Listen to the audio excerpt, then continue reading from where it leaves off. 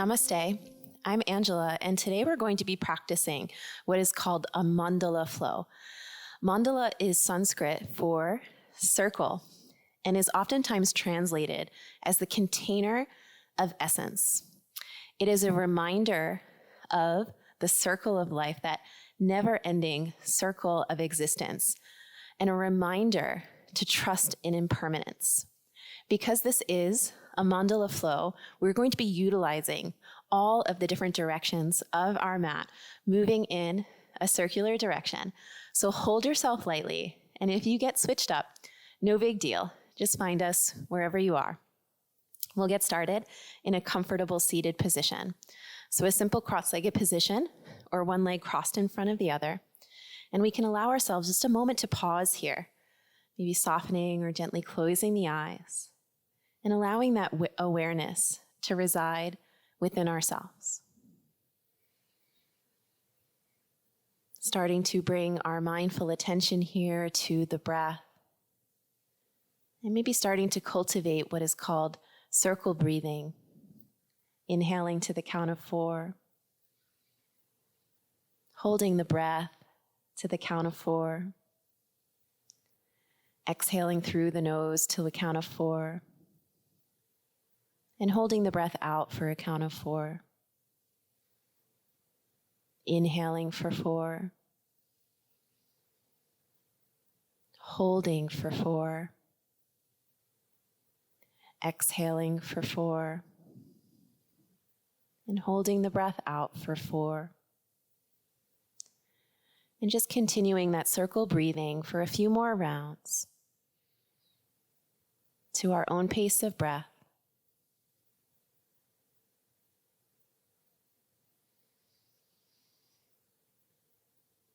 And as we give ourselves the opportunity to settle into our breath, to settle into our body, to settle into our practice, bringing to our mind our intention for our practice today.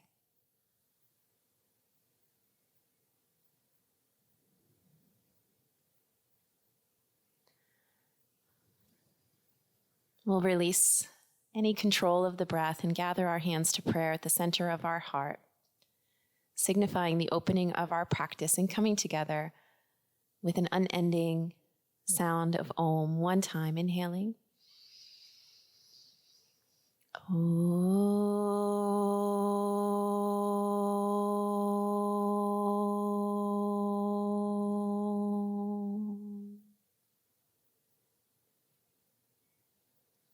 We'll release our hands.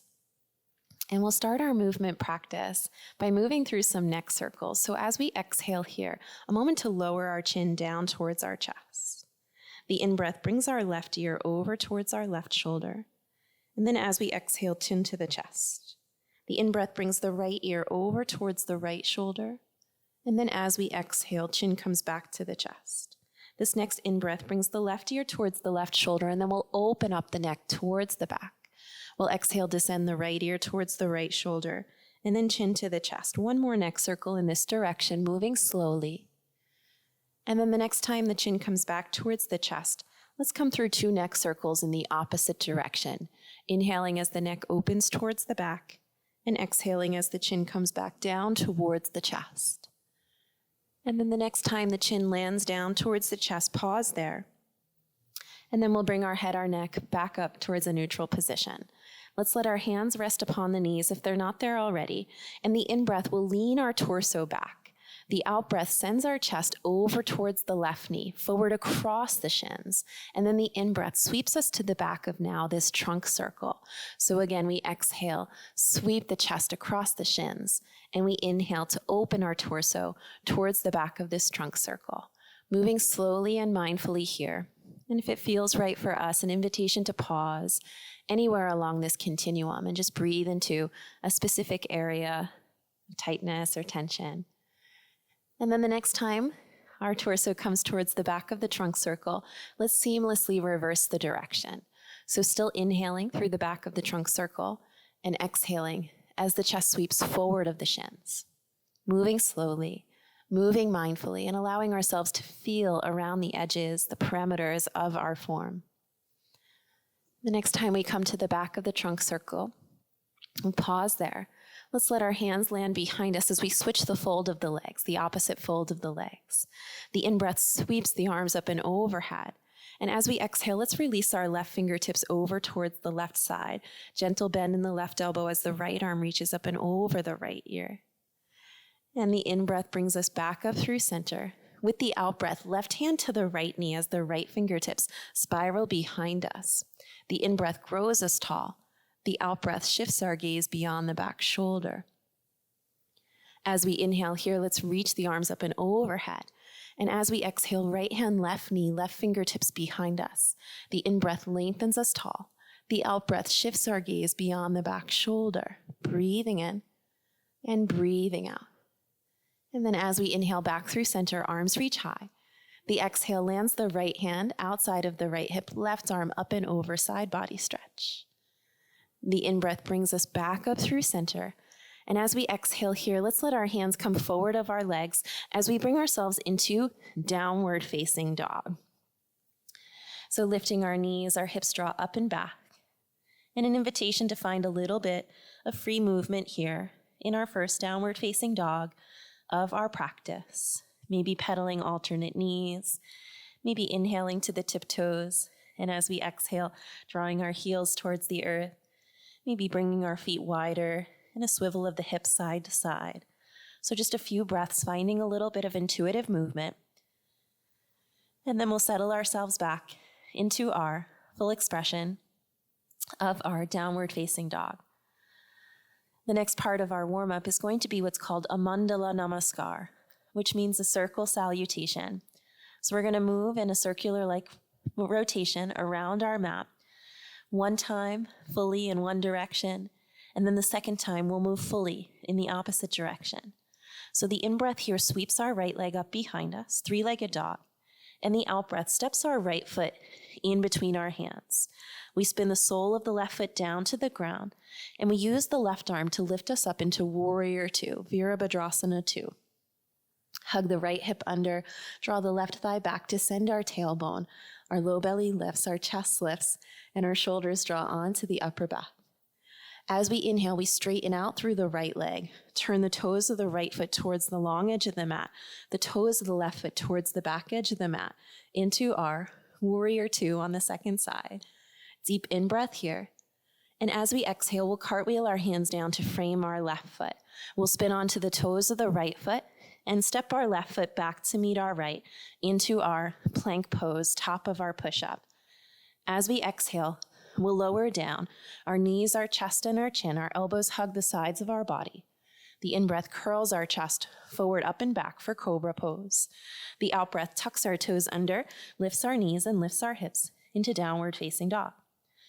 Again, the in-breath sweeps the right leg high. The out-breath steps the right foot through. We'll land the sole of the left foot and rise up, Warrior Two.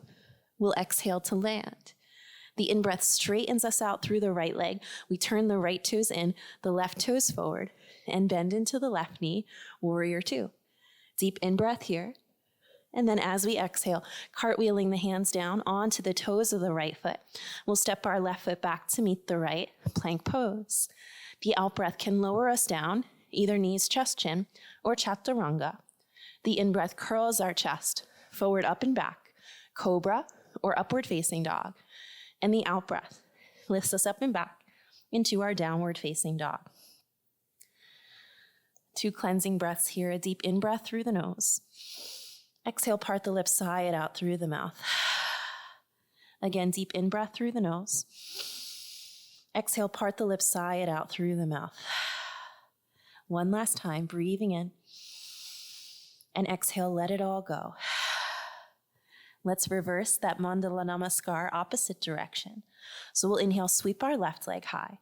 We'll exhale, step it through. We'll spin the sole of the right foot down, rise up, Warrior Two, and we'll exhale here. The in-breath straightens us out through the left leg. We'll turn the left toes in, the right toes back, and bend into the right knee. Warrior Two, second side, deep in-breath. And as we exhale, we'll cartwheel the hands down. The in-breath steps our right foot back to meet our left. and the out-breath lowers us. The in-breath curls our chest forward, up and back, cobra or upward facing dog. And the out-breath lifts us up and back, downward facing dog. We inhale, sweep our left leg high, and we exhale, step it through. Spin the sole of the right foot down, rise up, warrior two, and we exhale here. The in-breath straightens us out through the left leg, turn the left toes towards the long edge of the mat, right toes forward, warrior two, deep in-breath. And as we exhale, we'll cartwheel our hands down. We'll inhale, step our right foot back to meet our left. We'll exhale, lower down. We'll inhale, cobra or upward facing dog. And we'll exhale into downward facing dog. From our downward facing dog, let's sweep our left leg up behind us. And we'll step our left foot to the outside of our left hand, landing in Uttanapristhasana or lizard lunge. Once we land there, we'll soften down the right knee, the right shin, and the top of the right foot, and pause. Let's land the right hand firmly to the earth. Left hand comes up to the left thigh as we start to twist open towards the left. Now we can stay right there, or we can bend our right knee. Left hand comes back to connect with that right foot. And we're going to move through two actions here if we worked the bind. The first action is drawing the right heel towards the right glute, working into the quad and hip flexor on that right side.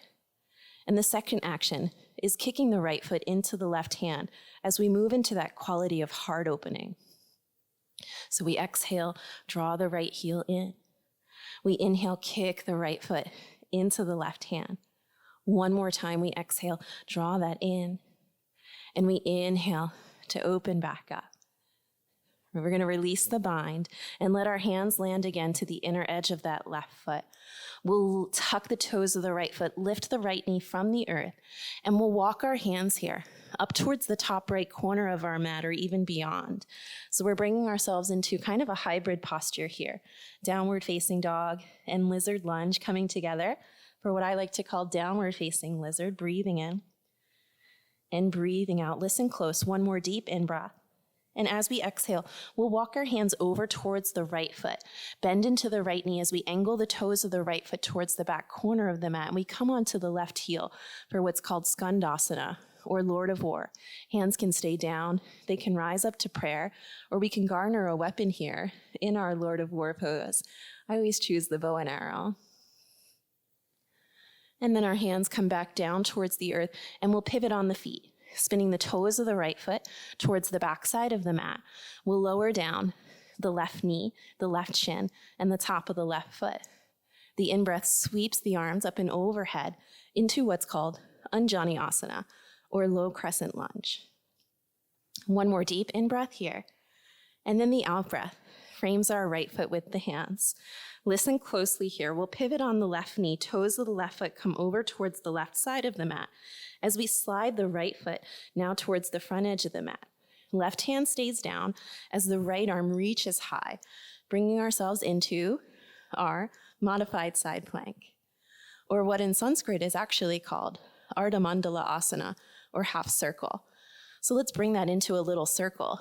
The right arm first reaches up and over the right ear, and we can start to lift the right leg. Remember, we can stay right there, or we can bend our right knee. Right hand can come back to connect with that right foot. And there's that circle bind as we kick the right foot into the right hand, opening up across our heart, across our chest. And then we'll retrace our steps a little bit here. So we'll extend, right arm, right leg. We'll land our right foot down. This part's a little tricky.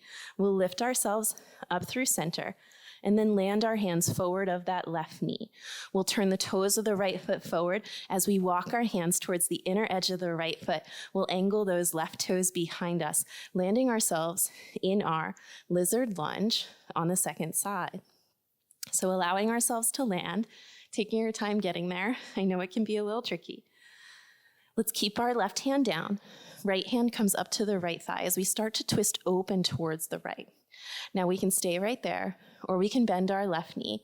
Right hand comes back to connect with the left foot. And we can move through those two separate actions here. So that one action, drawing the heel towards the glute, and the second action kicks the left foot into the right hand as we open the heart. Again, we exhale, heel towards the glute. And we inhale, heart opens. One last time, we exhale, heel to glute. And we inhale to open up. Let's release the bind here. Let that left foot land behind us. Let our hands land, and we'll lift our left knee from the earth. Now walking our hands over towards the top left corner of our mat, bringing ourselves into that downward facing lizard. Pressing into the palms, torso back towards the thighs, hug the right hip under, lift through that left inner thigh. Release through the back of the neck, breathing in and breathing out. One more deep in-breath here. And as we exhale, we'll walk our hands over towards the left foot. We'll angle the toes of the left foot towards the back corner of the mat as we slide onto the heel of that right foot, moving our way into Skandasana Lord of War. Remember, hands can stay down.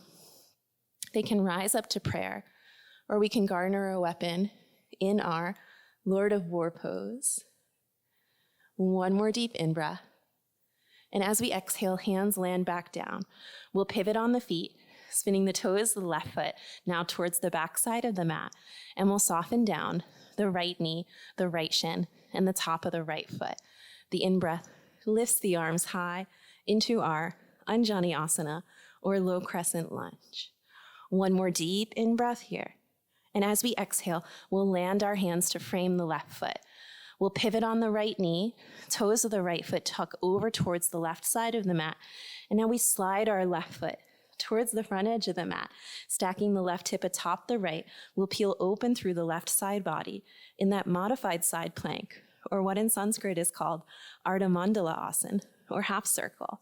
We can stay right there, or we can reach the left arm up and over the left ear, maybe lifting the left foot, challenging the balance, or we can move our way into that circle form, bending the left knee, left hand comes back to connect with that left foot, and then we can start to kick the left foot into the left hand as we open up the front line of the body and connect in that circle, that container of essence.